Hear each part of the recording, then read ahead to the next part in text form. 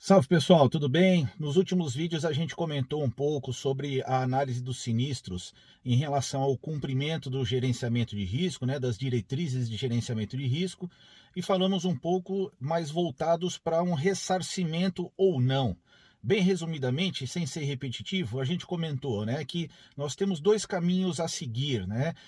Primeiro, analisar o que estava escrito, né, entender o que estava escrito em relação ao GR na apólice e no plano de gerenciamento de risco, ver se o que estava escrito foi cumprido ou não, e o segundo que nós falamos no último vídeo sobre o nexo causal, ou seja, se esse possível descumprimento foi impactante, esteve, né, relacionado diretamente com o sinistro.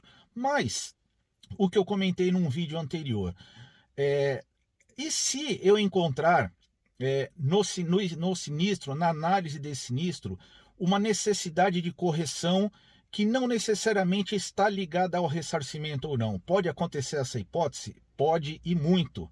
Né? Em muitos casos de sinistro, nós vamos encontrar alguma falha no processo que não necessariamente está ligada ao ressarcimento ou não. Infelizmente, essa análise deveria ser feita de uma forma mais preventiva. Mais para frente, isso é um papo para um outro vídeo, da gente falar sobre torre de supervisão, torre de controle, torre logística, etc. Mas a realidade é que, no nosso dia a dia, isso, na grande maioria das situações, só acontece no sinistro. Né? E como a gente faz isso? Por exemplo, eu preciso pegar desde o começo da viagem, até mesmo desde antes da viagem, analisar checklist, analisar solicitação de monitoramento, acompanhar toda a cronologia da viagem. Por exemplo, por que o motorista deu início de viagem e ficou parado um dia inteiro num posto de combustível logo na saída? Eu posso entender depois que ele estava aguardando um adiantamento e buscar corrigir esse processo para que ele saia, dê início de viagem e realmente inicie o seu deslocamento. Uma parada para manutenção. Por que o motorista ficou 18 horas parado para manutenção? Depois eu posso descobrir, e esse é um caso concreto, de que ele estava parado a 1,5 km da casa dele, ou seja, ele mandou uma mensagem de manutenção, mas muito provavelmente ele não estava em manutenção e ninguém cobrou.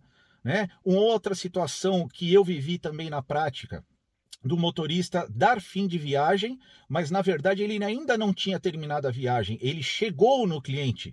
Chegada no cliente é uma coisa, fim de viagem é outra. Ou seja, são exemplos, pessoal, de correções, de situações que estão erradas no processo e que só são percebidas fazendo esse tipo de análise. E que muitas vezes extrapolam o monitoramento, não estão só ligadas a um procedimento do motorista ou à central de monitoramento. É a correção do processo de gestão de risco de uma forma mais abrangente e preventiva.